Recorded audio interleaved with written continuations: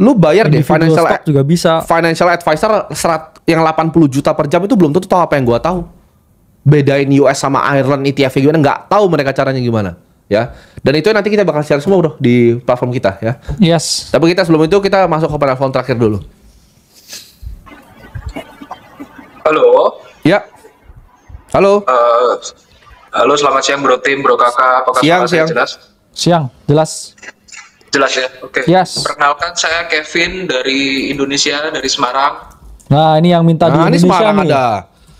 Ayo lanjut Kevin. Selalu lu komen-komen. Saya wirausaha di bidang tracking. Saya ada usaha di bidang tracking. Di bidang apa? Saya- Boleh Tracking. lebih keras Tracking. suaranya? Tracking. Oke. Ya. Truck. Oke. Ya. Umur saya 29 tahun, udah menikah, anak satu. Penghasilan saya diambil dari gajinya dari PT tersebut itu sekitar 20 juta dan ada dari usaha-usaha lain yang pasif lah, ada franchise dan lain-lain itu, Ya. jadi totalnya sekitar 120 juta per bulan. Nice. Nice. Istri juga ada usaha sampingan UMKM bikin dekor, itu kurang lebih 30 sampai 40 juta per bulan. Oke. Jadi totalnya kalau kita digabungin kurang lebih 150-an. Oke. Nah, Nice. tapi yang bikin case saya unik itu karena saya harus setiap bulan, ini investasi saya itu 100% di obligasi. Obligasi Oke. rupiah ada 1,6 M, FR. obligasi USD, FR, terus ada obligasi USD itu Indon di 800 juta. Seri berapa? Ada FR96, ada FR92, Indon Oke. 45, Indon 42. 42 tuh berapa lama jangka panjangnya? Jangkanya? Maturity-nya mungkin 20 tahun ya. Oke. Lama ya. Wah anjir. Kevin the Bond King ini. Iya. Jadi 1,6 di FRI IDR, di yang bond US di Indonesia 800 juta, betul? Betul. Oke. Nah, itu ada alasannya kenapa saya harus masukin ke obligasi, karena kalau kita bicara Dividen. di PT saya itu, karena ini baru berdiri kurang dari 2 tahun dan segmennya kan B2B, kita ke pabrik-pabrik. Ya. Itu semua pembayarannya itu tempo. Nah, sedangkan growth kita tuh signifikan. Jadi terkadang sebulan itu kalau dapat customer baru bisa naik 30%, terkadang kalau dapat customer baru lagi bulanannya bisa double gitu. Oke. Nah, kita kesulitan di cash flow-nya. Hmm. Jadi kita mau nggak mau karena kita harus utang bank dengan Ya. cara back to back dari obligasinya. Ya. pribadi Oke. saya, Paham. gitu. Smart. Nah, Dikasih berapa? 90% biasa atau 100% banknya?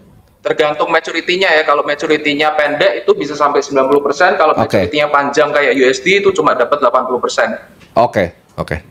Nah, sebenarnya kalau pribadi saya lebih fokus untuk gedein bisnisnya. Jadi harapan saya bisnisnya bisa sangat gede sekali gitu. Tapi di satu sisi saya gatel juga kok. Saya tuh cuma bisa investasi obligasi terus gitu sampai 5-10 tahun ke depan gitu. Karena saya nggak bisa ngelihat ada gambaran saya bisa masuk ke investasi lain gitu. Karena bisnisnya butuh cash flow terus Oke. untuk in the next 5 to 10 years gitu. Nah, ini apakah langkah saya tuh udah bijak atau ada opsi lain tuh? Apakah memang saya terpaksa harus delusi saham untuk masukin investor baru atau Oke. sehingga pribadi saya tuh bisa ada fleksibilitas lah untuk masuk ke investasi lain. Oke, ini mungkin jawaban yang paling bijak yang bisa saya pikir ya, Kevin. Jawabannya begini. Kamu kan punya usaha di bidang tracking yang ibaratnya ini perlu heavy cash kadang-kadang untuk bayar termin segala macam, betul? Betul, karena kalau bayar uang jalan ke supir kan semuanya full cash, sedangkan Yes. dari customernya tempo 30 hari, Ya. tempo 45 hari gitu. Jawabannya ini adalah bukan uang kamu pribadi harusnya. Harusnya ini jadi uang di perusahaan kamu. Paham? nggak?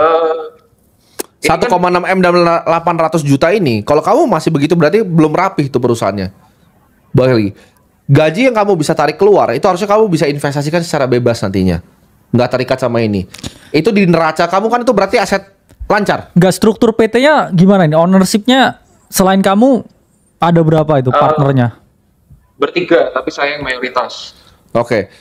Gini Kevin, itu bond kamu, itu kan emang sebenarnya untuk ibaratnya working capital kamu kan? kamu Untuk cash harus flow putarannya, betul. Iya, itu working capital kamu harus ngejaminin itu ke bank untuk mendapatkan uang kan. Ya, dan Makanya itu formatnya harus patokan. Jadi bonds. investor lain juga harus masukin obligasi di lock juga gitu. Oke. Jadi jawaban saya tetap kamu melakukan yang kamu lakukan, tapi itu harusnya dihitungnya bukan uang kamu, itu harusnya uangnya PT itu. Uang perusahaan. Kalau keluar ke pribadi itu harusnya nggak ada dibalik-balikin begitu.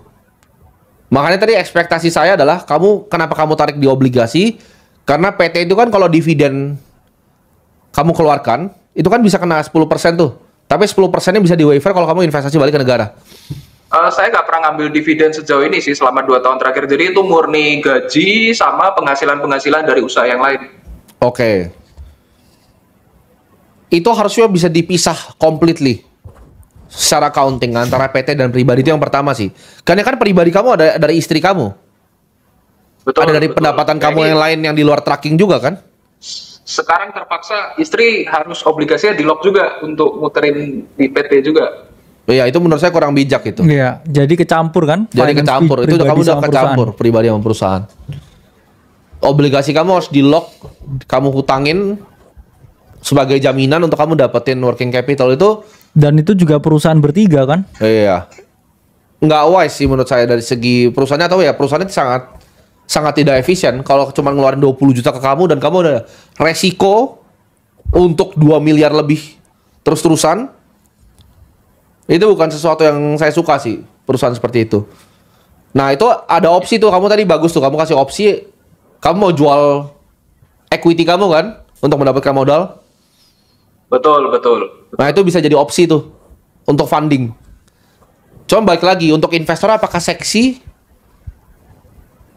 Belum tentu ada investor yang melihat itu sebagai usaha yang seksi. Jadi jawabannya dirapikan dulu, jangan sampai ada nyampur. Itu hitungannya masih nyampur. Masa kamu harus jaminin? Itu ibaratnya nggak ada bedanya loh sama kamu jaminin rumah kamu untuk dapat modal. Iya, terus modalnya ntar dibagi bertiga kan? Iya, berarti modal kamu bagi bertiga dong dari hasil usahanya. Kamu paham nggak sih? Hasil aset yang punyamu kamu jaminin buat Iya. bertiga orang tuh. Iya, misalnya saya partner sama Bro Kakak, Iya. usaha kita butuh modal. Masa rumah dia saya jaminin buat uang yang saya dapatkan? Kan nggak gitu konsepnya. Iya.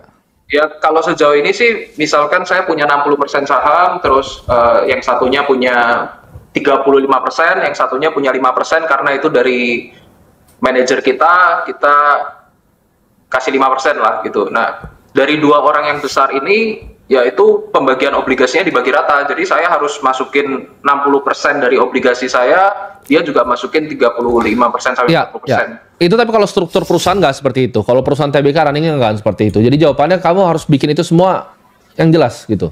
Di Neracanya restructure dulu ya. Kamu harus belajar accounting kayaknya. Kamu belajar accounting, kamu restructure neracanya itu. Kalau misalkan obligasi tadi tidak kamu jaminkan, kira-kira goyang nggak finance-nya PT-nya ini? Pasti dia nggak bisa ini soal working capital. Nggak goyang karena ketika bisnisnya omsetnya grow-nya cuma 5% 10% itu nggak masalah karena bisa diambil dari profitnya bulan lalu kan. Tapi Ya. yang jadi masalah ketika grow-nya terlalu tinggi. Jadi kita kalau grow-nya terlalu tinggi itu malah kita pusing gitu. Iya.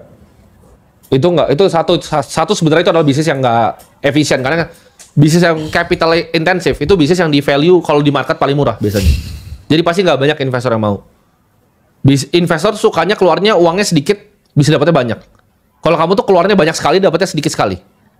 Bisnis yang sangat tidak efisien yang operating very low margin.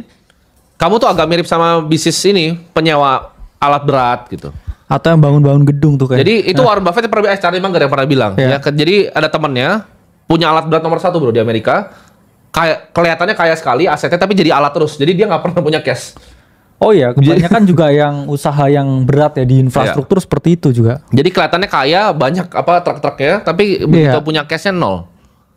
Kalau saya akan avoid bisnis yang seperti itu kan, tapi kan udah nyemplung kan, dirapin at least. Jangan ada nyampur sama sekali. Oh iya. 20 juta atau pendapatan, bahkan kamu kan pendapatan di luar. Itu harus kamu nggak resikokan karena ketika kamu ambil jaminan nggak ada yang bisa menjamin bisnis kamu grow-nya berapa, itu nggak ada yang bisa jamin kan. Ya. Jadi jangan diresikokan pribadi kamu untuk usaha kamu, apalagi kamu bagi 3. Oke. Thank you bro Tim, thank you bro kakak. Tapi nggak ada Ya. salahnya dengan kamu nggak berinvestasi karena kondisi kamu memang nggak bisa. Memang kurang fleksibel secara keuangan Iya, dan kurang belum fleksibel. ada dana untuk pribadi ya. Jadi memang satu tadi ya di restructuring dulu, dua evaluasi juga ya dengan shareholder yang lain. Ya ini struktur Ya. permodalan seperti apa dan kamu nggak bisa kayak itu kan sama aja kayak kamu nalangin aset pribadimu untuk PT kan, terus Ya. hasilnya dibagi bertiga ya. Jadi ya mending kamu restructure dulu. Nanti kalau udah punya ya cukup kayak capital untuk diri sendiri. Ya baru investasi yang lain untuk pribadi tapi nanti jangan Ya. kamu jaminin ke PT-nya lagi. Jadi planningnya bro Tim sama bro kakak lebih baik fokus benerin dulu, nggak usah ngelirik investasi yang lain. Betul. Pasti, 100%. 100%. Ntar capital gain dari investasi terus kamu buat ke PT lagi, kamu jamin lagi sama aja kamu kan ini Iya. nanggung untuk bertiga ya. Kayak aset yang kamu miliki pribadi ya. Jadi kurang pas lah ya, kurang efisien. Kurang untuk kamu efisien. juga terlalu berisiko untuk kamunya sebenarnya. Iya, kamu yang nanggung resiko paling besar sebenarnya. Karena bisnis itu kan sama, regardless modal yang ditanam. Iya, meskipun kamu ya mayoritas tapi bukan berarti kamu Iya. mayoritas kayak harus nanggung semua problemnya juga Iya, ya. betul. Oh enggak, dia yang satunya juga harus masuk obligasi juga kok gitu. Ya. Jadi Oh. nggak semuanya obligasi. Enggak, tapi resiko yang kamu tanggung itu lebih besar dengan presentasi share kamu. Karena kamu super majority kan. Oh, yang lain Iya. obligasinya juga masuk ya. masuk, tapi sesuai presentasenya. Oke. Iya. Ya, Tapi itu kenapa tetap- nggak dinamain PT kalau gitu kan? Iya, itu harusnya semua uangnya dikonsolidasi di PT dulu. Jadi PT jangan keluarin uang dulu sarannya. Jangan jaminin pribadi, PT-nya tuh jangan keluarin uang dulu sampai punya aset lancar yang oke. Aset lancar harus oke. Ini nggak pernah keluarin uang sama sekali loh bro Tim, cuma gaji saya. Iya, itu kan keluar sama uangnya. gaji manajernya. Iya, kamu gaji nol dulu berarti waktu itu. Oh oke. Iya, maksudnya itu. Kamu belajar cara rapin neraca dulu. Gitu. Oke. Oke, Oke. thank you. Ya. Siap.